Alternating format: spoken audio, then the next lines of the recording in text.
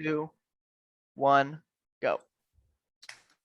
Good afternoon. I'm Jim Eskin. On behalf of Eskin Fundraising Training, it is a pleasure to welcome you to our nonprofit empowerment series. This is number 67. Now, I'm not going to say it's going to go perfectly, but I got to tell you all, it's a lot better run than number one. I love quoting John F. Kennedy. I think he's above partisanship.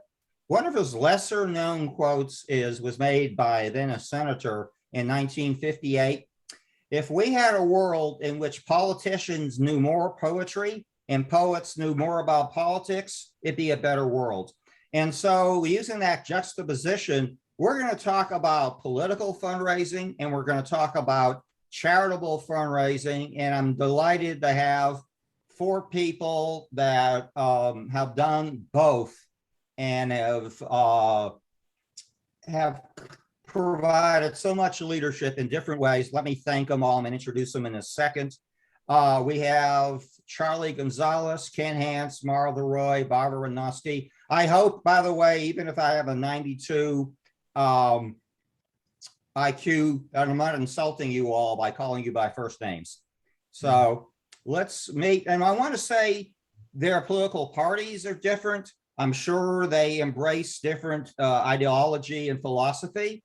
But when I think of these 4 people, when I think of Charlie Gonzalez and Ken Hance and Marva Roy and Barbara Renoski, I think about their lifelong commitment to leadership, service, and excellence. And you all are heroes to me. I'm going to do a quick introduction. It's going to be, of all the introductions, Charlie, you've received, this is going to be the shortest. Charlie served in the U.S. Congress for 14 years. How many years? And was a judge of 3 different levels. Charlie, how many? 15, 1-5. Okay. Ken Hance, who I met, were part of the same national fraternity, Delta Tau Delta. And very modestly will say it's the greatest fraternity on the planet.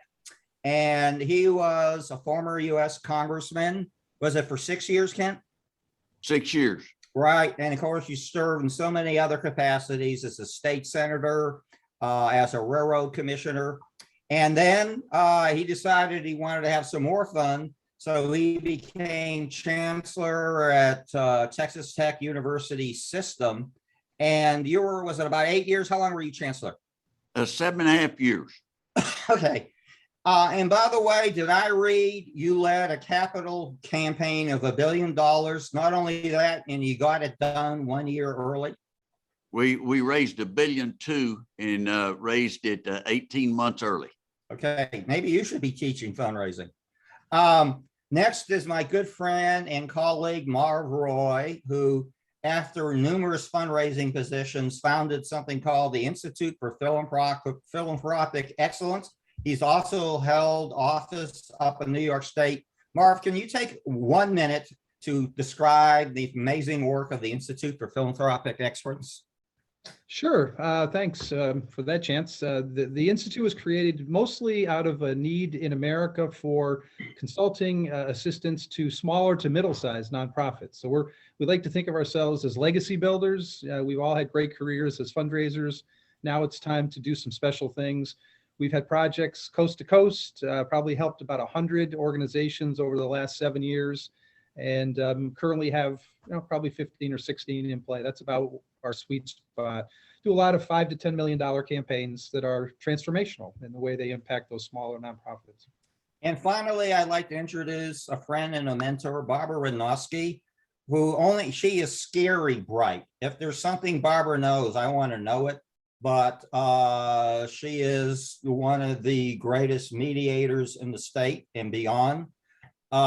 She's been very active in the nonprofit community, but I want to plug her today. And also she's done a couple of our webinars, and this kind of follows up on one she did earlier. But Barbara, can you take a moment and tell us about your new book, Listening Space, Our Barbershop Guide to Problem Solving? And by the way, I like you didn't say a hair salon. You said a barbershop. Thank you. It's a book, although it's a how-to book on how to mediate and solve problems. how to critically think and how to teach children. And when we teach children, we can teach adults, because I teach children with special needs in schools on how to problem solve and set up peer mediation programs. But the book started as a how-to guide, prompted by a very kind request from Jim to do a problem solving seminar for him. And then it morphed once I'd lent my program guide that I use for children and their parents and teachers. I lent the guide to our barber, who was the barber to the astronauts and still is after his 80s. Wow. His 80s. And he used it to mediate a dispute in his community. And it worked out well. And so he, who I'd grown up with, the barber to everyone from Neil Armstrong to the current shuttle astronauts and hundreds of others in between, and thousands of just regular citizens around NASA. He's called Carlos of NASA. Yeah. So it's illustrated with astronaut stories about how they problem solve. And they're mostly from the barber chair, but where we couldn't get the real information and verify it, I got to interview the astronauts for it. Wow. Wow. It's been a lot of fun. Any of them walk on the moon? A lot of moonwalkers. What they were called? Is that you're called a walker? Yes, Okay. moonwalkers. Carlos was best friends with Alan Shepard. Oh, So Shepard, the book actually features a bit of an inside story about what Shepard did for Carlos and what he brought him back on his missions. And so it's somebody who has, his name is Carlos Villagomez, and he settled into Webster in the 1960s at a time where an entrepreneurial barber who also set up a beer garden might not have been the most popular person with the local authorities and the police. And how he survived, thrived, became mayor pro tem of Webster and a city councilman, and ended up having the community adopt a economic development plan, and how he ended up really becoming a hero in the neighborhood. wow. Hey, I want to this time introduce our producer, Michael Largent. And Michael, can you tell our audience there are two ways they can express comments and questions? One way, old school, is to type it in the chat space, but we rather see them. And so anybody can raise a question at any time, and we would prefer actually to see you and come on camera. Can you explain how that works, Michael? Yeah, sure. So like Jim said, there's the two ways. Everyone should have access to the chat. And then if you have a question that you want to actually ask, which is what we prefer, you can just turn on your microphone or turn on your camera and unmute your microphone. And then when we go to questions, just let us know that you have a question and we'll get to you. Okay, that's great. Let me explain. We're going to open with 3 questions, and I'm going to ask them in alphabetical order. So Charlie will be first, Kent will be second, Marv will be third, and Barbara will be last. And the 3 questions are, I'm just going to say, which do you think is more challenging? Raising money for in the political realm or the charitable realm? Another question, you all have been great leaders over your career. We have nonprofit board chairs, executive directors, CEOs. What type of, and this are challenging times for everyone, and particularly in the nonprofit sector. I'm going to ask you what leadership advice you would have for them. And finally, I don't know if you all sold lemonade as a kid. I would like you to take a minute and talk about your most satisfying fundraising experience. So let's start with Congressman Gonzalez. Charlie, I'm going to call you Charlie. Which do you think is more challenging, raising money for political or charitable purposes, and why? I think it's much more difficult to raise money for a charitable purpose, just because I think there's so many competitors for that same dollar. For a politician or someone seeking office, and some of the other panelists can speak to this, it's that one race. The issues are very unique. You know your outreach, and this is really an advantage. You would think that, well, charitable organization doesn't have an opponent. Office-seeking individual does, but many times people will contribute to you just because they don't like the opponent. And so it's almost like this blessing out there. It's the silver lining of opposition. I still recall, and not to let things go to your head many times because you think you've won it on merit and such, but they used to say, "Hey, look, you weren't really hired. The other guy was fired." The charitable organizations don't have that advantage. But I would just say that I think going for that contribution, the charitable contribution, is just really, really tough. And especially in today's environment. I think it's easier to politically fundraise. Right. Let's go to Chancellor Hance, or I'm going to call Kent. You've had so much experience with both political and charitable fundraising. What's your perspective on which one is more challenging? You know, I hate to disagree with Congressman Gonzalez. He is a good friend of mine. His dad, I served with his dad, and was a great American, a true patriot, and a pathfinder, a real leader. I would tell you, I think it's that it's harder on politics. That you get three reasons people give in politics. One, that you're a personal friend. Two, they have an interest in politics that's philosophical. They're conservative or liberal, or they're a hardcore Democrat or hardcore Republican. And the three, they have either a special interest or they hate your opponent. And, you know, Biden didn't get the nomination. Bernie Sanders lost it. Biden didn't win the presidency. Trump lost it. You know, and I think Charlie's right. Lots of times, you know, if you get to thinking the voters loved you and you got 51%, you need to go out there and look in the crowd and say, ooh, there's 49% of the people out there don't like me. So you need to think about that.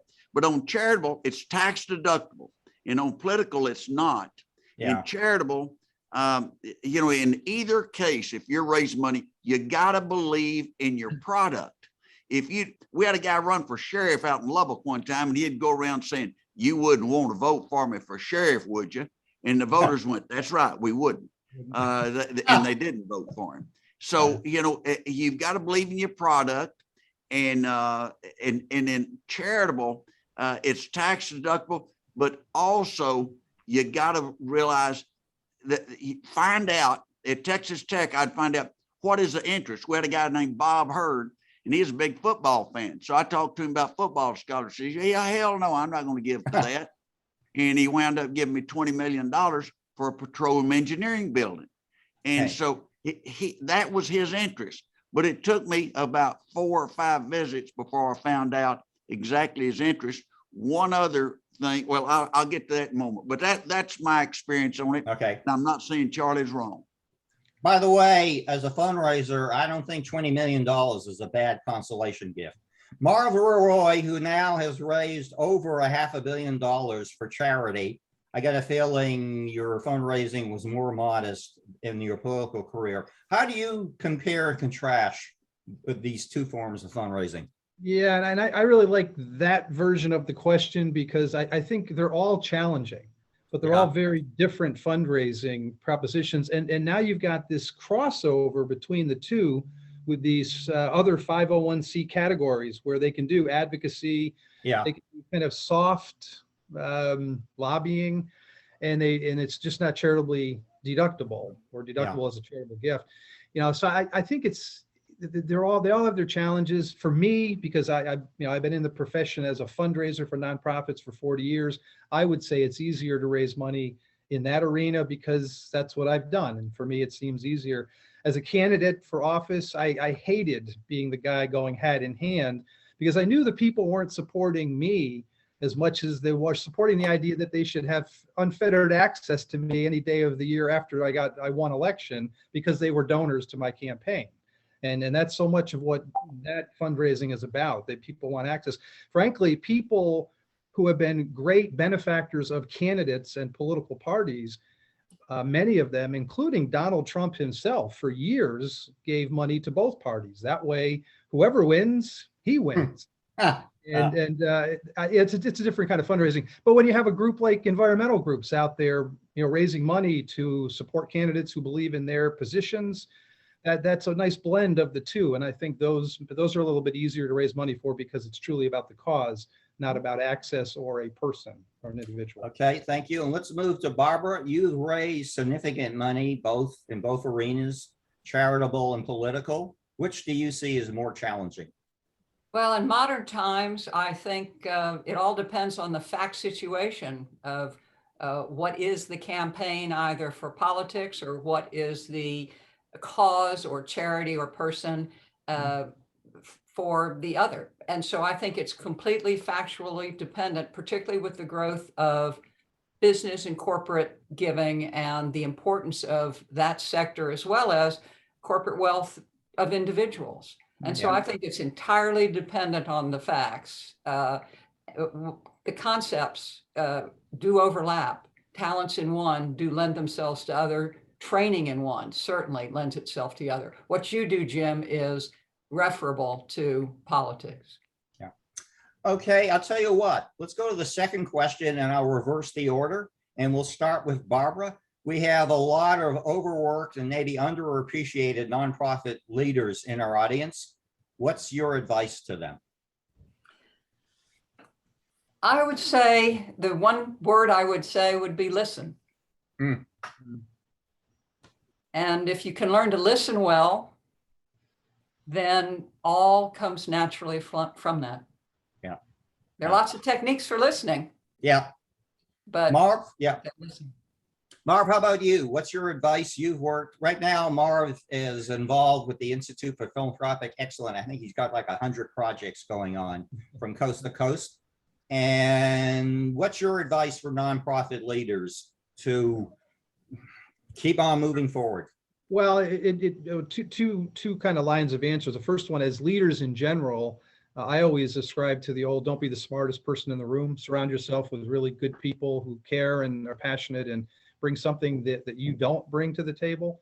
So that in general is something I always share as advice. But from a fundraising perspective, and you and I've talked about this a lot, Jim, don't ask people to do things they're not comfortable doing. We all work with volunteers, whether there are campaign volunteers or there are nonprofit board members or other volunteers around special events and campaigns. Find out where people's comfort is and let them stay in that place. We don't need everybody to be a solicitor for funds. There's a lot of ways to contribute to the process of raising money, and really spend some time to know your talent and where they're feeling good about things. I'll tell you what, let's move to our chancellor. What advice do you have for nonprofit leaders? I think you've got to stay positive, and Barbara's right, the relationship and being a listener, and that I've got a theory, every visit is worth another zero. Remember that, that's important. Hey, can I say that's my own?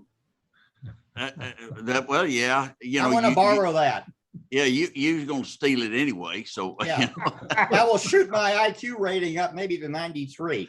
We'll get you up above 120 before the day's over. Thank you. But I think being sincere, listening, but know your product and figure out in your product what appeals to them. And also, and I think Marv said, know your people, your volunteers. There are volunteers that will not ask for money. I had a woman who was helping me first time I ran for state senate, and I sent her out to see this guy that had committed to me to give $1,000. $1,000 in 1974 in the campaign was good contribution. She went out and told him, she brought back 500. I said, what the hell happened? She said, oh, he's not doing good in business. And I told him 500 would be okay. I didn't send her out to collect any more checks anymore. That, that wasn't her thing. And so you have to put don't play a quarterback at left tackle. Make sure they get in the right position and know your staff, know your people, and know your volunteers, and always thank them. Okay. Let's go to Charlie. What's your advice for nonprofit leaders? As far as how you operate in your organization to make this successful, I just think it's the old advice of leading by example, believing in your mission, having more energy than anyone that shows up to work, and spending more time, because you will inspire others. Never coast. and every day show up with you're going to have an objective to meet, and how you're going to meet it, and how you're going to incorporate all those the best talents everyone has. This is the Kent's observation about what is their strength, where they can help, give them something meaningful, make sure that it is a team effort, but everyone is doing something that really matters. And then one part of the message, and listening to the others, in my first race, I had some consultants, and they referred to themselves as MAP, M-A-P, and that was just going to be message, audience, and presentation. And that was it. And they're still in business, by the way, and doing very well. I would substitute, it'd be mission, and it'd be who's your audience, who's interested, who are you serving, because this all pays dividends as you plan, because you're going to be asking those individuals. Those are on your short list. And then how you make that presentation. And some others have spoken about when you go out there, add another zero and such. What is your message, and how are you going to deliver it?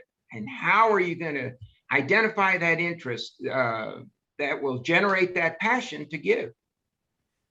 Okay, the next question, we're going to go back in the original order. I'm going to get confused by all this. But Charlie, let's start with you. Can you describe your most satisfying fundraising experience? Well, in my first race for Congress, I had this wonderful late Shelton Paget, a local lawyer, who was helping me fundraise. Actually, he would just tell me, how much have you fundraised today? You're still short. But it was, we were trying to raise $100,000 before January 1, midnight, December 31st. Well, it's already like 6 p.m. I want to call it a day. I want to go and enjoy things. So I call Shelton up and I say, hey, we're at about 97,500. And all he said was, get your butt back out there. Don't call me until you have the 100,000 by midnight. And so you surround yourself with people like that really will get you motivated. The other one, and Kent, you're going to, and Barbara and the others, I'm not sure what everybody is running for, but you're going to love this. Remember dialing for dollars, because that's what we call it. And in the old days, I mean, you just got on the phone. Some people would keep you on the phone forever and you wouldn't get any money. But there was a wonderful lawyer by the name of Franklin Hauser. And I called him and I said, Franklin, and he said, you want money, don't you? I said, I want money. How much do you want? And I thought, I was going to ask for 1,000, but I'm going to ask for 1,500. I said, because I figure he'd give me 1,000. And I said, I need 1,500. He says, you got it. Make your next call. And then he hung up. And I thought, that is the greatest supporter I have ever had in my life. But I'm going to give you one last example. These are individuals that would just show up at rallies and they'd want to hand you money, and you have to be careful about that. But I had Mr. Garcia who would save his spare change in a glass jar and bring it to contribute to my campaign. It does not get better than that. Yeah. Okay, Kent, what can you describe your most satisfying fundraising experience? Well, at two, one in politics and one in nonprofit. The nonprofit, the most satisfying was from Paul Foster in El Paso, Texas, who gave me $50 million for Texas Tech Medical School in El Paso. Yeah. And I went to see him 7 times. It was on the 7th visit that I asked. I never asked. I found out more about him and everything. And when I went to see him, one of my staff, and your staff is critical. Mm-hmm. I had a staff lady that was vice chancellor, and she had put together a book. It was a leather-bound book. And I got that book. She picked me up at the airport, and I said, good gracious, what did this book cost? And she said, not 25 million. And I went, okay, that's a good point. So I go and I show him, and I go by myself. If you're asking for big money, don't take a bunch of people. No. Don't try. Go by yourself. Right. And I told him, look, we want to talk to you about it. I'm going to throw some things at you, and then you'll have plenty of time to decide. And so we opened the book, and the first page was a picture of his grandfather in a football uniform at Texas Tech in 1925. It got his attention. He loved it. We got about halfway through the book, pictures of his mom in there and being a Texas Tech rhetoric. We got through, and he said, "Can I keep this?" "Yes, you can keep it." And everybody told me they thought he'd do 25 million, and I didn't think so. I said, "We want you to do 50 million." He said, "Let me think about it." And he called me about 3 weeks later, and I was on the up escalator at the airport in Denver. And he called and said, "I'm going to do the 50.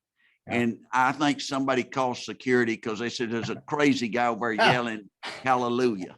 And they thought that I was some kind of religious cult deal, but I wasn't. I was just so. And when you're raising money for a nonprofit or something, when you hit a lick like that, you feel good for a long time, because he transformed medical care in El Paso. Wow. The other thing, most gratifying thing in politics, in 1978, I ran for Congress. My opponent was a guy named George W. Bush. I don't know whatever happened to him, but I beat him. But when I beat him, I wrote every contributor he had, and I didn't include an envelope asking for money or anything. I just said, "I want to assure you that I'm going to represent you, and I'll work hard for you. We may not always agree, but I hope that you'll contact me if you have any questions." That letter raised over $100,000 in it, and I wasn't asking for money in that letter, and it set a tone that I never did have another opponent of any significance when I was in Congress. Wow. Kent, with your permission, I'm going to steal that tactic too. I love it. Is there Marv? anything you haven't stolen from me? Oh, we call, was it borrow from the best? Marv, what was your most satisfying fundraising experience? Yeah, I appreciate having a little bit of time while the others were telling their stories to think about this, because it's easy to say your first $1 million gift as a young fundraiser, or all those wonderful people inside politics or inside nonprofits. And, you know, over 40 years, I've had the great joy and pleasure to meet a lot of really great individuals. Yeah. But for me, I always tell this story because it really gets at the heart of what fundraising in the nonprofit sector is about. Years and years ago, probably 35 years ago, when I was a young fundraiser at Skidmore College in Saratoga Springs, New York, mini Ivy institution, raises money and does very well in that arena. We were in a campaign, and I was working with a volunteer leader in the campaign. I'm going to New York City, on the train, going down, and I always, back in that day, without cell phones and computers and all that, I always called when I got into town just to remind him I was there and confirmed our meeting. So anyway, this woman that I'm meeting with, I called her and, just trying to confirm our meeting. She said, "I'm sorry, I'm going to have to cancel that because a friend of mine was just diagnosed with cancer." And I and a bunch of my friends, her girlfriends, were all going to go to one of the medical centers in New York City and donate blood. They were beginning to bank blood as universal donors. And I said to her, "I'll meet you there." And I was a blood donor at that time. So I had my card, I show up, I go through the process, obviously endeared myself to them in ways that I couldn't have even imagined, or they had no expectation. She made one of the largest gifts that family had ever made to the institution.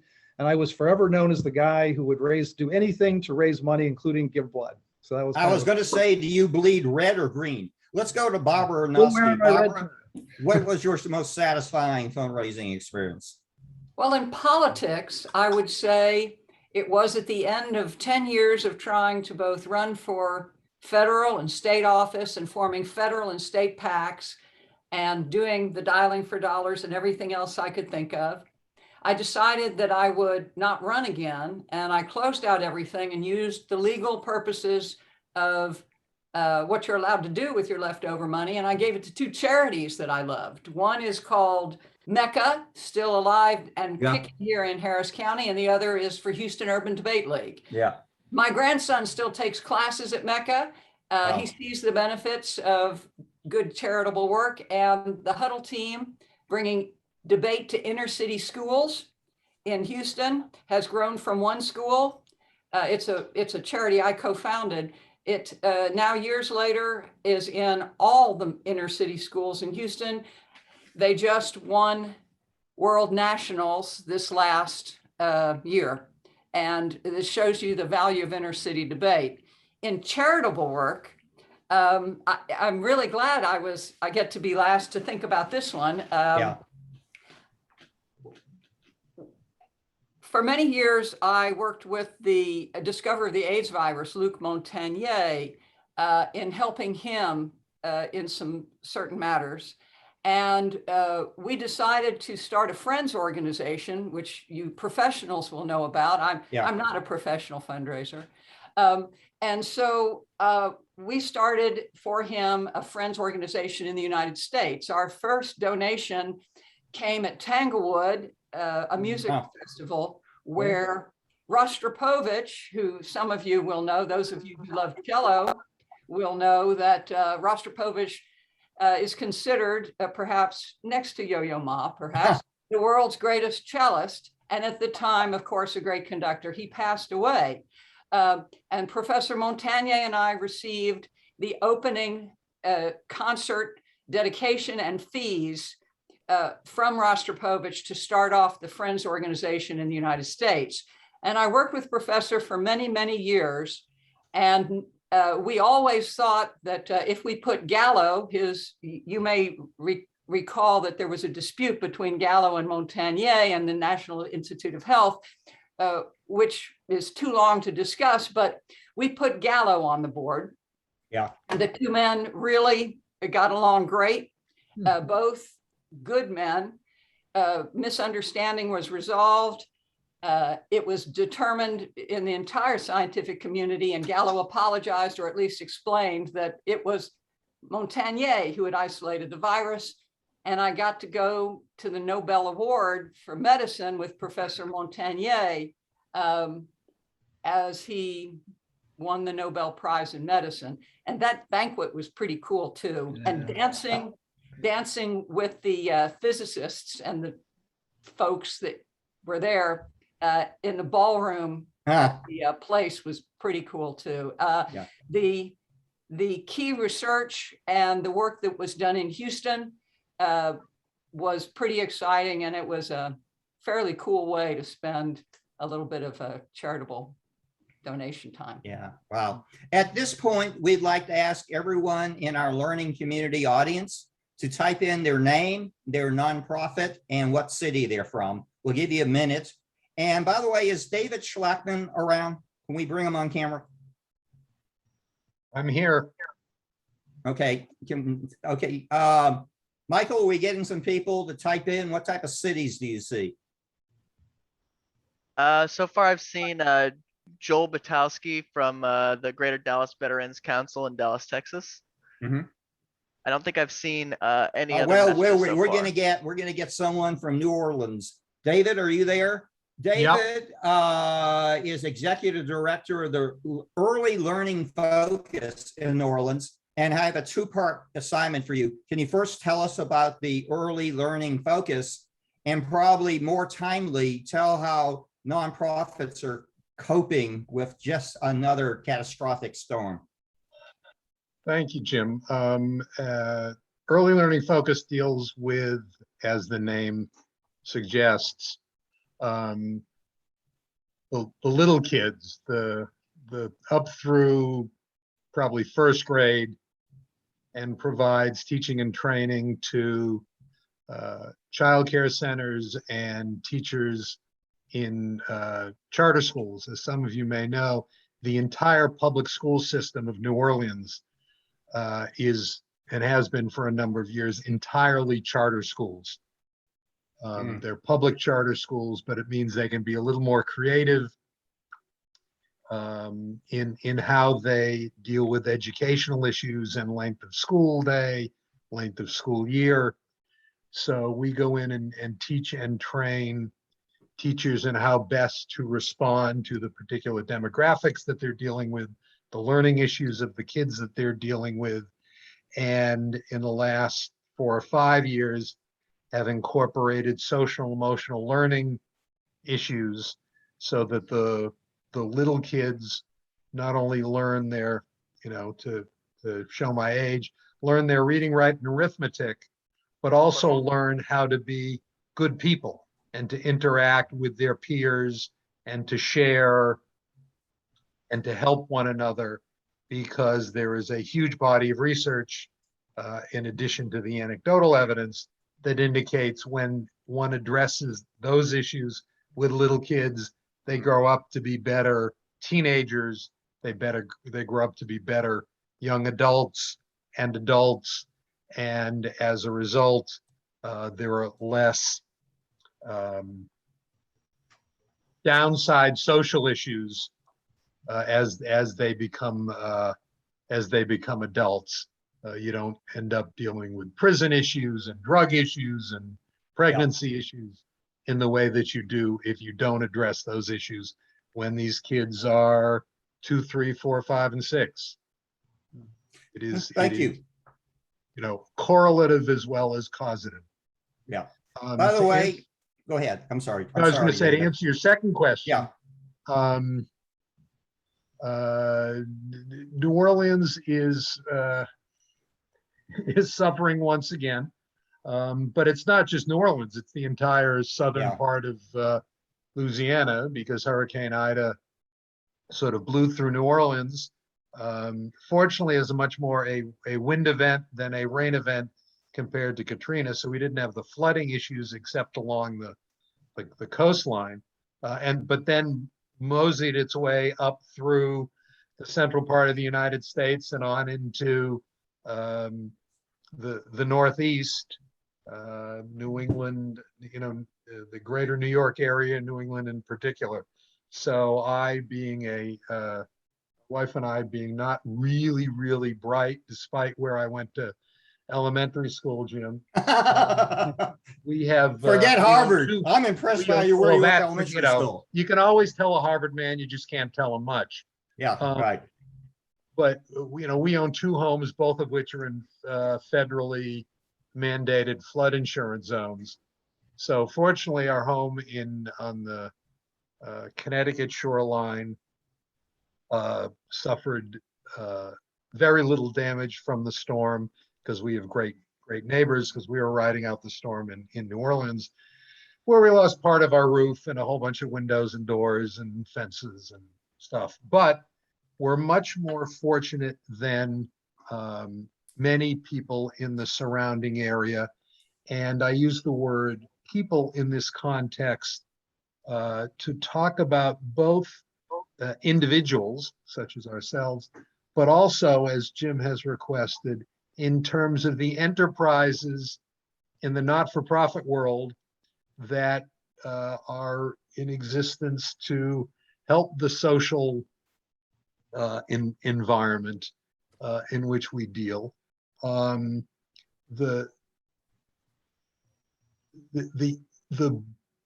beneficial impact of Katrina, literally which hit 16 years ago to the day that Ida hit New Orleans, is that was really the place that it hit. New Orleans was devastated.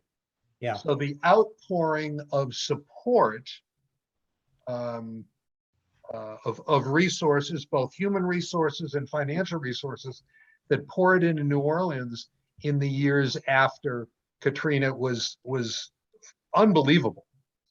Unfortunately, what has happened in the 6 weeks since, it isn't even 6 weeks, the 4 weeks since Ida, is that a lot of the not-for-profits that have sprung up since Katrina have been incredibly damaged.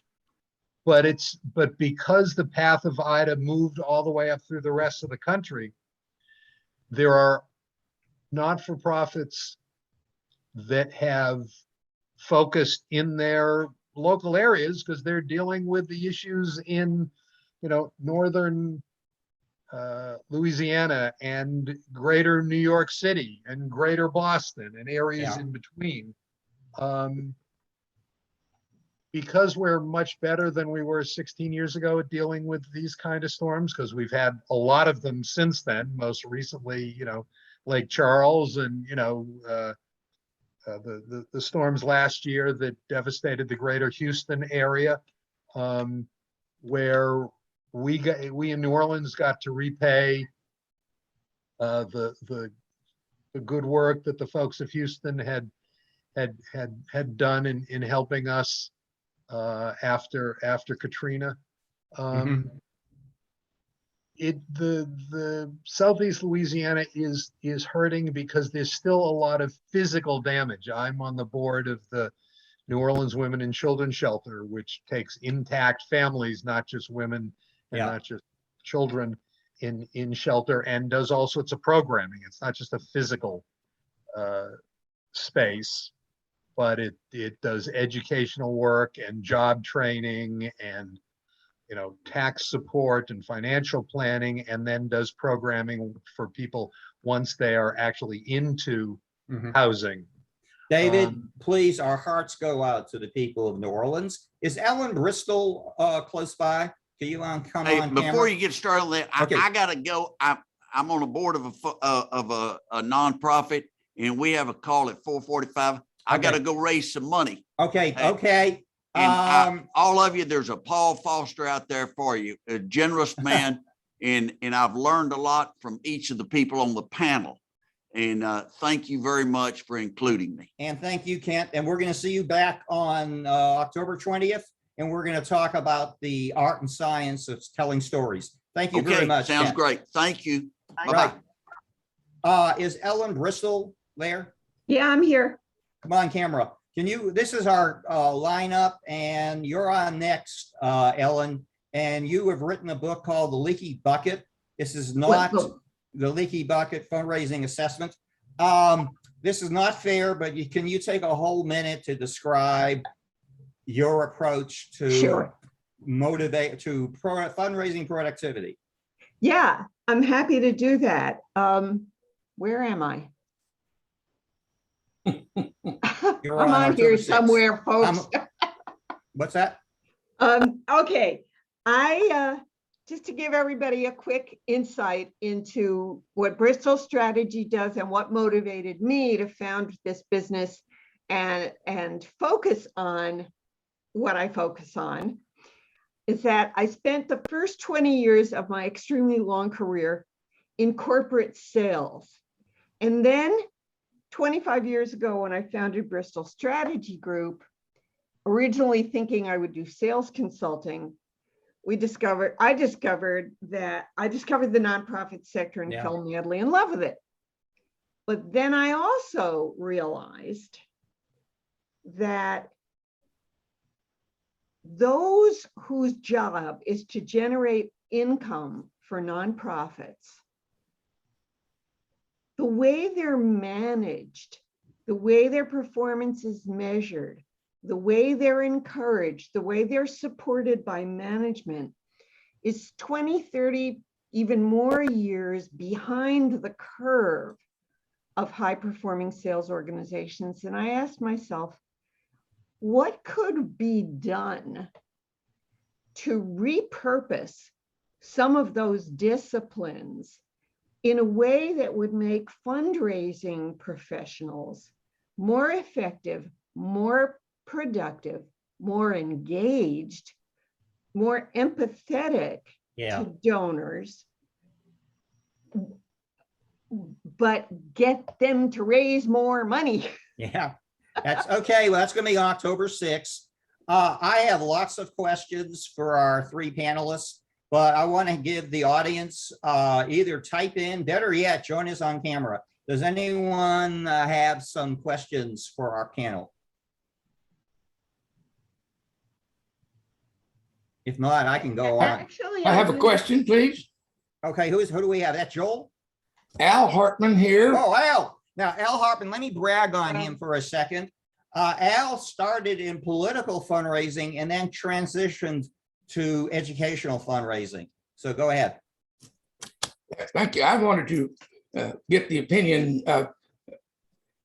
I believe in community awareness, and so in timing a fundraising program, how much essential time do you put up front increasing the awareness within your community of your existence? I think that there are some great organizations and perhaps outstanding candidates that nobody knows about. So what is the critical impact of designing a program whereby you have public identification, and where in the program should that be? Okay, I forget all sense of order, but I'm going to start with Congressman Gonzalez.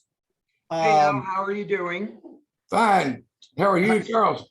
In the political realm and the charitable realm, how do you tell your story?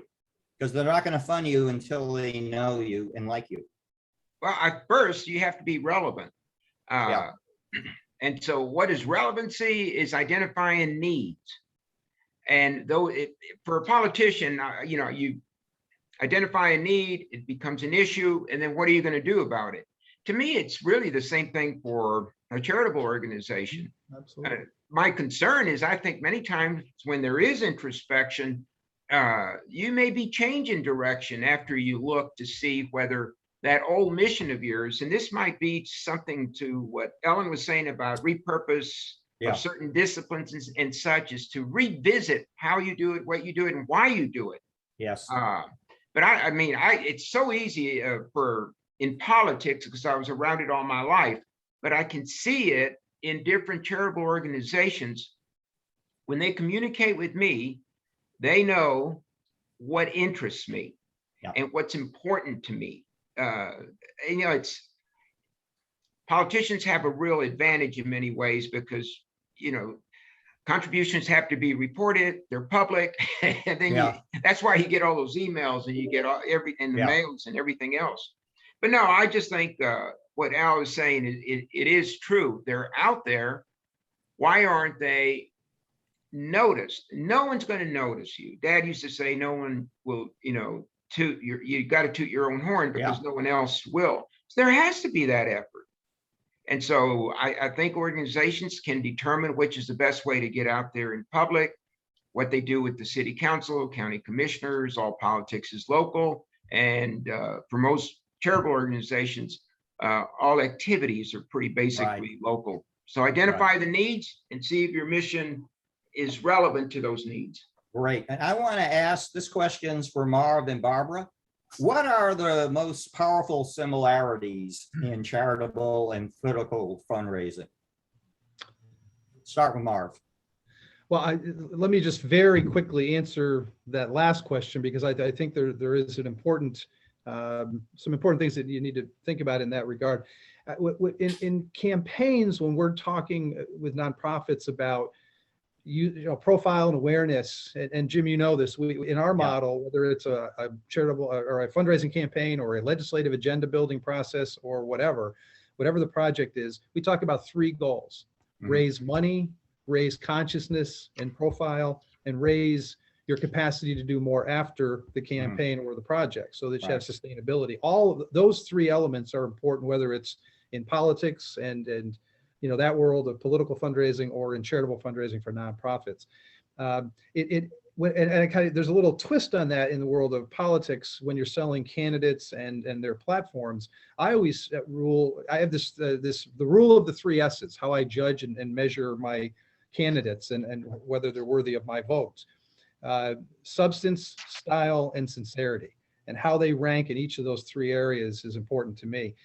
I've had more failed candidates when I use that assessment tool than ones that I get excited about, which is sad, because I think we need to do better at finding better candidates to run for these offices. And that's more on the political parties than it is on anything else. But that's my little pontification. Now, as far as similarities go, I think that the process of raising money is very similar. We go through a lot of the same exercises, whether it's political or charitable. I think the big distinction between the two is you're selling altruism in the nonprofit world, and you're selling access in the political arena. More people gave me money for myself or people I was raising money for in other campaigns or for party purposes, because they wanted to be known within that world, and they wanted to be a player. And it's different in your approach to fundraising. I much prefer the charitable world because that's who I am. And but I see the value. When you're running for a congressional office now, what do you need to raise to have a legitimate shot at winning a race? $250,000 at a minimum, probably, in this day and age. I mean, I ran at the local and county level. It was a whole different game. You know, you could do a lot with back, I've been in public office for 20 years. In those days, you know, for $10,000-$20,000, you could win a race. Yeah. Barbara, I know you've been giving a lot of thought to this question. How are political and charitable fundraising similar? Well, I think the similarities are increasing in modern times. I think that they are very much the same because of the capabilities already discussed by Marv of forming various 501 type organizations, Right. and the growth of both responsible and perhaps irresponsible corporations, and the massive importance of business, finance, economics, and corporations themselves as a result of Supreme Court decisions and as a result of a recognition that where this world is going is away from nation states to market states, and that we have to accept the reality of what's happening to the world. And in dealing with it, we seek out responsible corporate partners, and we seek out both in politics and in charity. And I think they're both really important, because responsible corporate partnerships, responsible corporate wealth passed on to individuals who have ownership interests, closely held corporations that are given tremendous constitutional rights, that we have to deal with it. And in dealing with it responsibly, we can find the ability to even the playing fields, even for very remote candidates when they receive that kind of support. And so the kind of money that we're talking about is light years beyond, you know, 10, 15, 20, $250,000. The kind of money we're talking about overwhelms everything else. And so you see wonderful charitable giving by Mrs. Bezos, for example. And you see wonderful charitable giving by a lot of people. And also you are seeing some responsible corporate activity trying to use their influence in politics. And it's the way the world is going. And I think we all have to recognize it. Again, I'm not a professional fundraiser, but I sure do it. That's what I do. So. you just do it. I want to have this. The toughest thing to me in securing a gift, whether it's charitable or political, is closing. You know, Barbara might say, yeah, I'll think about it, you know, and it's to get her to thinking about it, to writing a check. Starting with Charlie, what's your advice on closing a gift? And I'm trying to remember if was it the 3 S's, and the last one was sincerity, that Mark was touching on. Right. They'll pick up immediately about you being sincere in what you believe in and what you're trying to accomplish and why you need their help. If they say, okay, I'll think about it, you're going to have to follow up. And when you do follow up, do it in a manner, you know, that is not cold and calculated and removed. People don't like to get phone calls like they used to. Send a doggone note, and especially if they're older folks, which many of them are, if you're asking for a substantial amount.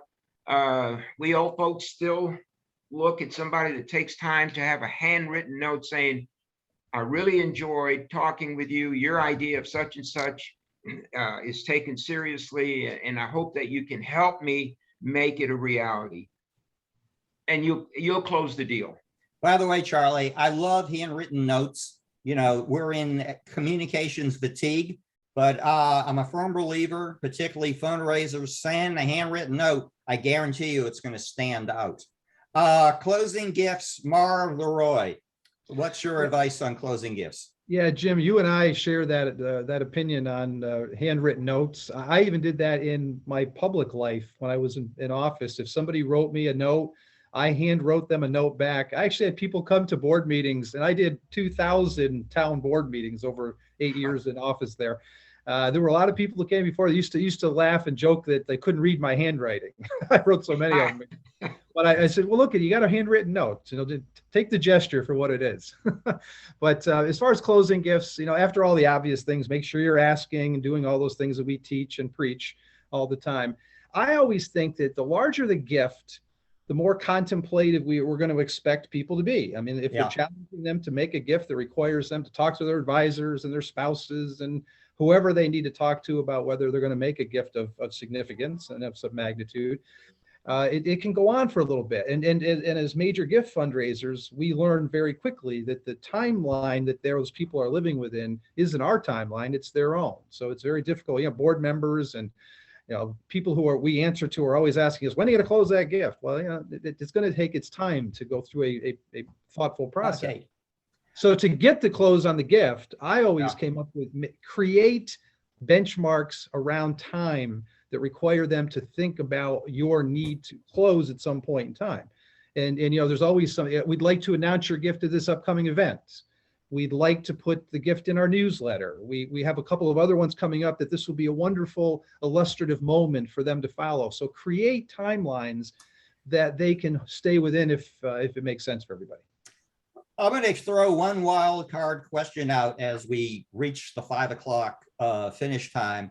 Barbara, do you have, I think, something we are all suffering from, or let's just say experiencing, is computer fatigue?